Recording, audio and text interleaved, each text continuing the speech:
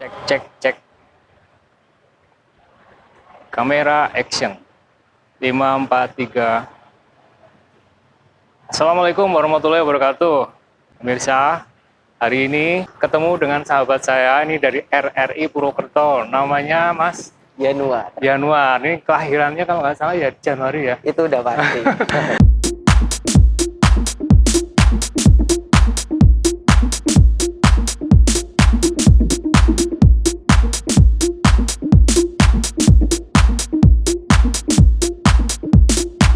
Saya senang sekali bisa bertemu dengan sahabat saya ini karena walaupun kita jarang ketemu ya, tapi kita bisa saling berkomunikasi dan kadang-kadang bisa ketemu seperti saat ini. Kebetulan Mas Januar punya tugas untuk meliput ya. Iya, betul Sering sekali. meliput. Memang ada kerjasama antara RRI Purwokerto dengan ini saya kebetulan berada di Masjid Agung Baitul Salam Purwokerto dan jadi hampir tiap hari ya. Iya. Masjid Agung Baitul Salam ya. Hampir setiap hari RRI Purwokerto menyiarkan jalannya sholat tarawih selama Ramadan 1442 Hijriah ini. Kajiannya juga. Kalau subuh Iya. gimana? Untuk subuh juga. Oh iya, jadi. Dan sebelumnya juga berlangsung buah kegiatan PTQ, Pekan Tilawatil Quran yang dilaksanakan juga di Masjid Agung Baitul Salam ini. Oke. Sekarang jangan serius-serius ceritanya lah ya. Aku mau cerita tentang jurnalis nih ya. Maksudnya tentang jurnalisme lah ya. Aku kan kadang-kadang sering dapat tugas untuk meliput ya. Aku pengen belajar dari ini kan jenengan memang udah melalui tes segala ikut pendidikan juga di RRI ada pendidikan ya. Iya. Nah ini sedikit aja berbagi karena waktu kita juga sangat terbatas. Apa saja tips untuk membuat sebuah liputan yang baik itu apa? Iya, karena kita berbicara secara umum ya. Karena kan produk berita sebenarnya ada banyak. Iya. Cuma secara banyak ya. Iya, secara umum yang pasti itu 5W1H. Pasti sudah banyak tahu mengenai 5W1H ini. Dan juga satu lagi yakni asas piramida terbalik. Apa itu? Jadi asas piramida terbalik itu kalau simpelnya mungkin jika teman-teman semuanya itu nonton sinetron, itu kan mungkin dari A, B, C sampai klimaksnya itu Z. Yeah. Nah, kalau piramida terbalik itu dibalik. Jadi klimaksnya ditaruh di bagian paling depan. Kenapa seperti itu? Karena saat ini dengan persaingan yang begitu ketat dari beragam media, cetak, elektronik, media online juga banyak sekali. Jadi apa yang menjadi perhatian atau daya tarik dari berita itu kita letakkan di bagian depan. Alinea 1 ya? Alinea 1. Itu salah satu tujuannya adalah untuk membuat masyarakat atau pembaca, pendengar, pemirsa itu langsung tertarik dengan konten dari berita itu. Jadi begitu langsung tahu mengenai misalkan sebuah berita mengenai kecelakaan. Nasib naas dialami oleh A. Saat dia hendak berangkat kerja, dia tertabrak apa dan itu kan langsung ketahuan peristiwanya apa. Intinya apa. Ya. Tapi kalau misalkan asasnya bukan piramida terbalik seperti sinetron, A bangun tidur, A pergi mandi, A sarapan, lalu belum sampai ke A kecelakaan, belum sampai A tabrakan, udah lewat. Pembacanya udah hilang, pemirsanya udah hilang. Jadi itu salah satu poin penting dari piramida terbalik. Saya kira ini menarik sekali dan mungkin bisa diterapkan bukan hanya di dalam kita menyampaikan sebuah berita, tapi barangkali untuk pembicara-pembicara ya. Iya, bisa. Ini kita bukan bermaksud untuk mengkritisi siapapun ya, ini buat saya pribadi juga ya, atau buat teman-teman semuanya yang sering menyampaikan pemaparan materi ya, mungkin sampaikan aja langsung to the point, jangan apa gitu yang kalau untuk konteks seperti itu mungkin beda. Karena ini kan berita. Kita ingin agar orang tuh langsung tertarik, istilahnya kayak ear catcher. Kalau di radio itu ear catcher. Jadi begitu dengar langsung orang tuh yang tadinya lagi nulis, lagi apa tuh langsung perhatiannya menyimak dulu ke isi dari berita itu. Karena ini untuk kebutuhan berita yang sifatnya streaming ya kalau di RRI ya, di radio, di online juga ya. Berita itu juga berlaku untuk yang tulis ya. Berita tertulis. Kalau RRI kan ini ya suara ya. Suara ada, online ada, di televisi juga ada. Sama. Kalau untuk berita itu adalah 5W1H dan piramida terbalik. Kalau untuk yang yang tadi itu saya sampaikan tentang penyampaian materi itu lain lah ya. Kalau penyampaian materi itu harus runtut. Karena kan misalkan kayak orang datang kan memang udah niat mau dengerin ya. Iya, orang datang udah niat dengerin dan juga kalau penyampaian materi itu kan seperti orang belajar dari merangkak, Ya. berjalan, berlari. Kalau baru datang langsung klimaksnya langsung berlari, nggak mungkin. Harus Oh, iya. jalan sama ada iya, merangkaknya dulu. Oke, terima kasih Mas Januar. Ini saya beruntung sekali bisa ngobrol-ngobrol walaupun sebentar, Iya. saat, tapi ini sangat bermanfaat. Mudah-mudahan dari pemirsa juga bisa mendapatkan manfaatnya.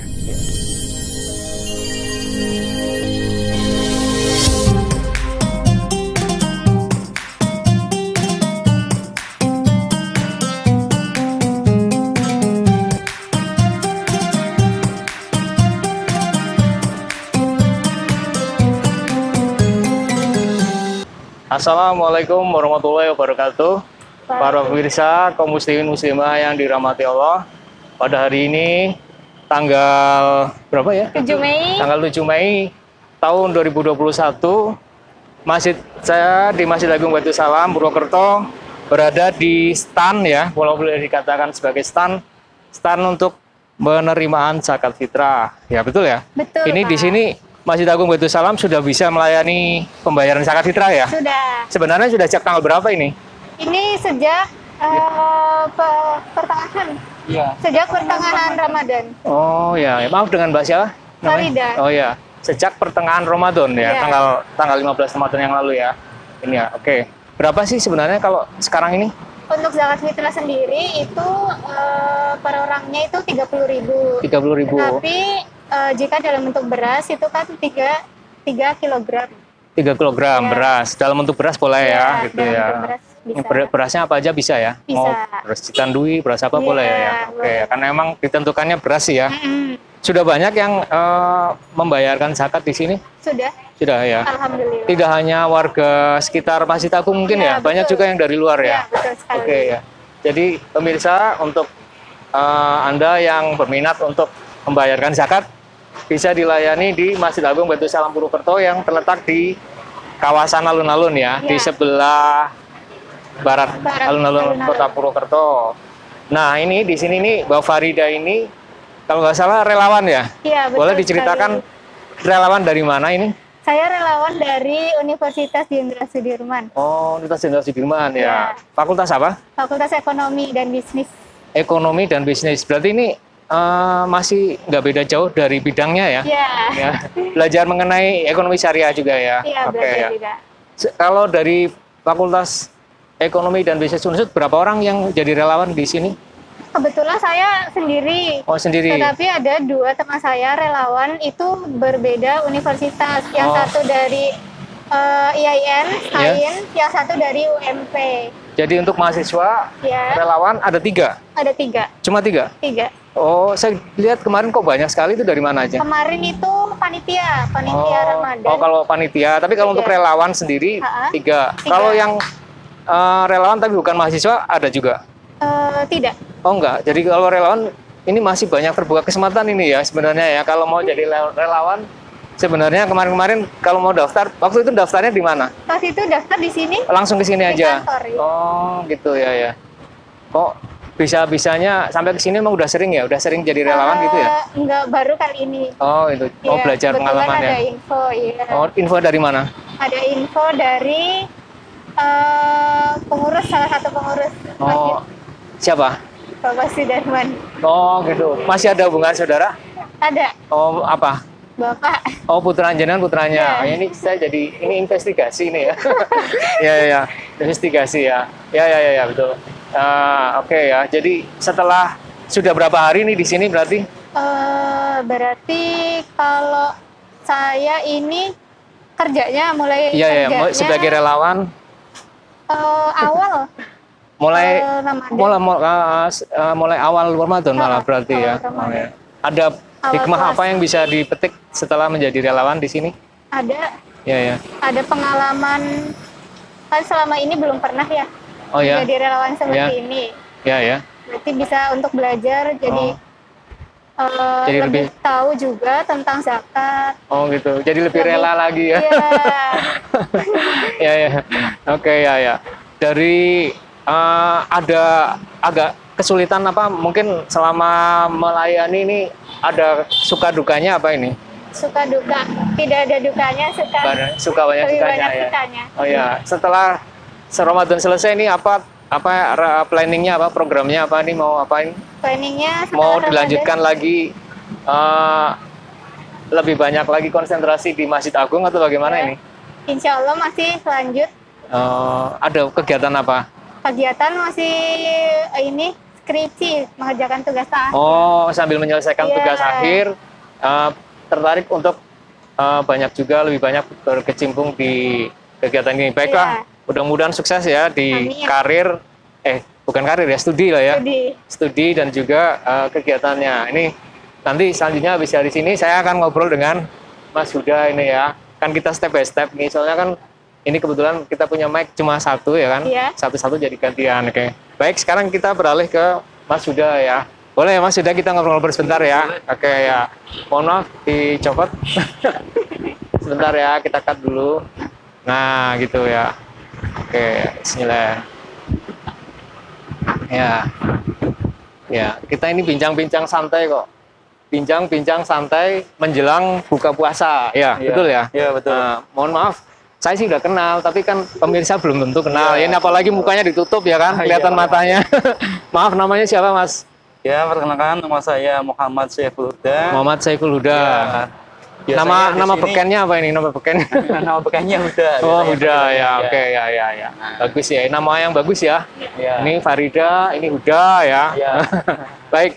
Sudah lama ya di Lasis ya kalau bisa saya sebut. Iya.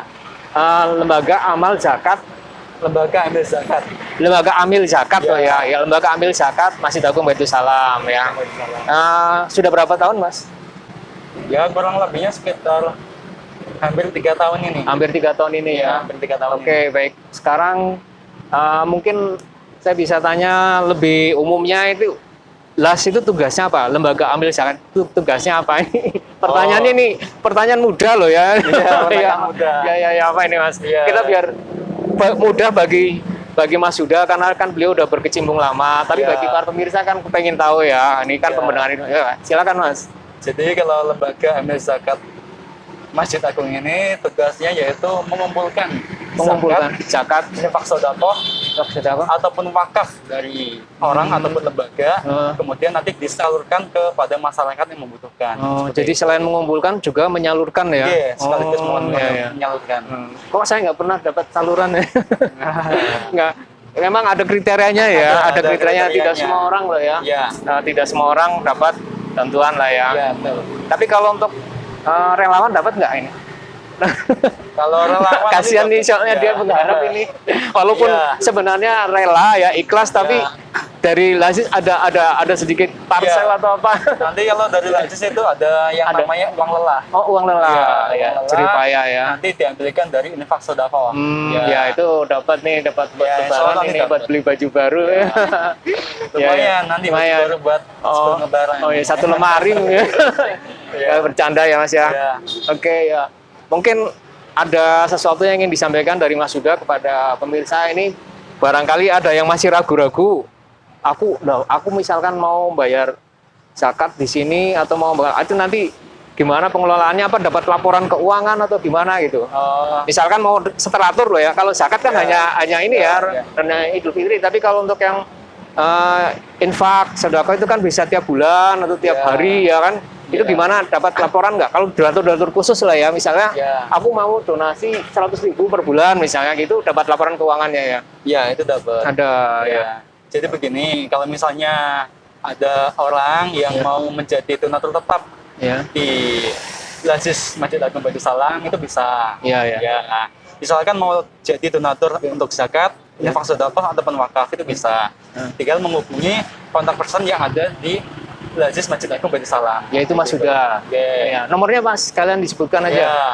Untuk nomornya bisa dihubungi di 089 648 949 434. Oh, Itu iya. bisa SMS, telepon ataupun WA. Oke. Ya, Oke. bisa. Baik. Nanti juga kami melayani sistem jemput bola. Oh, Misalkan ada orang yang mau berinfak ataupun berzakat, kemudian ingin dijemput, nah kita layani. Oh iya iya. Iya. Selama itu masih dapat dijangkau oleh kita. Iya iya iya. Seperti itu. Oh baik. Oke ya. Nah, jemput bola ya, Iya, jemput bola. atau jemput jemput zakat. Zakat ya. Bisa.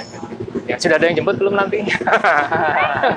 Oke, kita bercanda ya. Ya. Baik, terima kasih atas waktunya. Oke, Sekian, sampai bertemu lagi di kesempatan yang akan datang. Sekian, wassalamualaikum warahmatullahi wabarakatuh. Ya. Please.